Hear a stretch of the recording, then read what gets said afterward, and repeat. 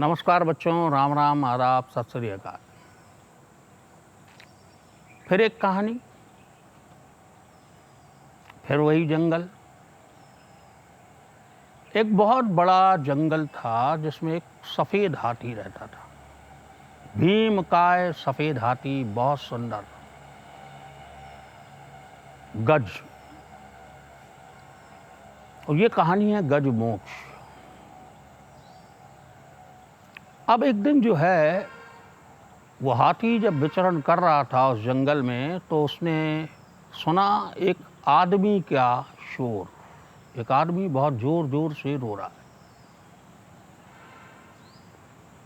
हाथी को विचित्र लगा। हाथी उसके पीछे दौड़ने लगा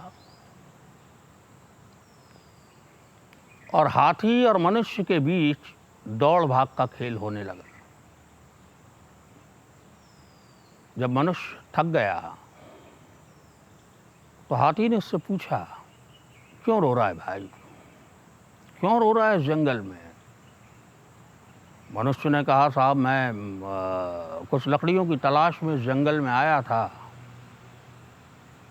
और जंगल का रास्ता भटक गया। हाथी ने कहा, चल बहुत रात हो गई है, आज रात मेरे यहाँ विश्राम कर, कल सुबह मैं तुझे शहर का रास्ता बता दूँ।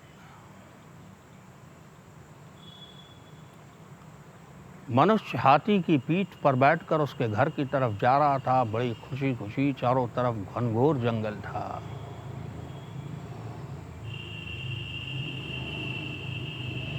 मनुष्य ने रात विश्राम किया उस हाथी के यहाँ, और सुबह सुबह हाथी ने उसको रास्ता बता दिया शहर का।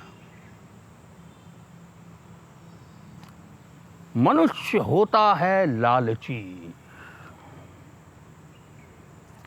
अब वो मनुष्य बाजार घूम रहा था और उसने देखा कि हाथी दांत का सामान एक जगह बिक रहा है। उसके मन में एक लालच जागा। उसने हाथी दांत वाले कारीगर से पूछा कि आप तो मुर्दा हाथी के दांत का सामान बनाते हो, अगर मैं आपको जिंदा हाथी का दांत लाकर दूं तो? दुकानदार को गुस्सा आया। दुकानदार ने कहा, चोर चुपचाप चला जाए यहाँ से, नहीं तो अंदर बंद करा दूंगा। मनुष्य चालाक खोपड़ी। उसने दुकानदार से कहा कि अगर मैंने तुम्हें जिंदे हाथी का दांत लाकर नहीं दिया तो मेरा नाम भी गरीबदास नहीं। हाँफता दौड़ता भागता वो मनुष्य वापस जंगल पहुंचा और उसने जोर से गज को आवाज लगाई। जब गज आया तो वो रोने लगा, बिला वजह के नाटक करने लगा। मैं भूखा मर जाऊंगा, मेरे बीवी बच्चों का क्या होगा, क्या होगा। गज ने स्वाभाविक रूप से पूछा, तुझे क्या चाहिए?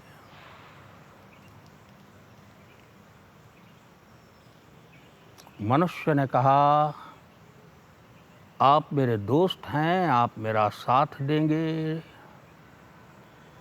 गज ने हाँ में गर्दन हिलाई। मनुष्य ने कहा, महाराज आपका एक दांत मुझे दे दें।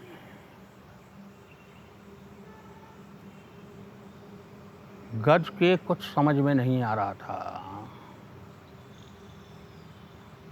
वो चुपचाप जाकर बैठ गया और कहने लगा, लो, अगर औजार लाए हो तो मेरा एक दांत ले लो। इधर मनुष्य दांत काट रहा था और उधर हाथी भीतर ही भीतर तड़प रहा था। दांत हाथ में लेते ही मनुष्य मुस्कुराया और गज को प्रणाम करके शहर की तरफ चला गया। गज की तड़प बड़ी विचित्र थी बच्चों,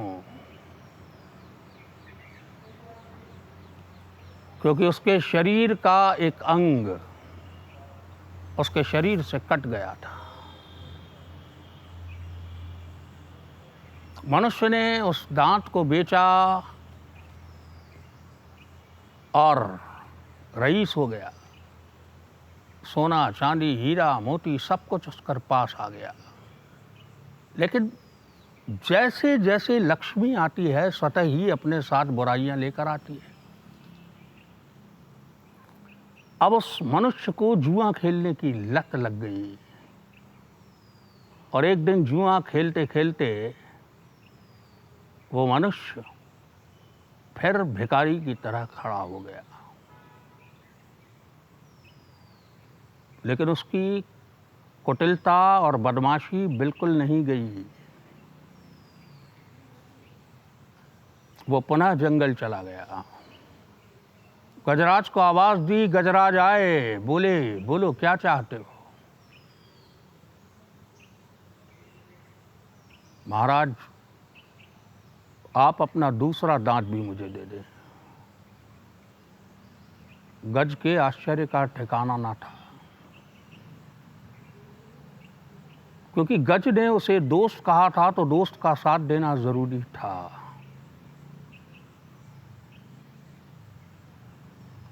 वो बैठ गया और कहने लगा, लो मेरा दूसरा दांत भी ले लो। मनुष्य ने दूसरा दांत काटा। गज की तड़प देखते नहीं बनती थी। दूसरा दांत हाथ में आने के बाद मनुष्य बोला कि मूर्ख दोस्त, तू अब मेरे किसी काम का नहीं रहा। तेरा अंग भंग हो गया है।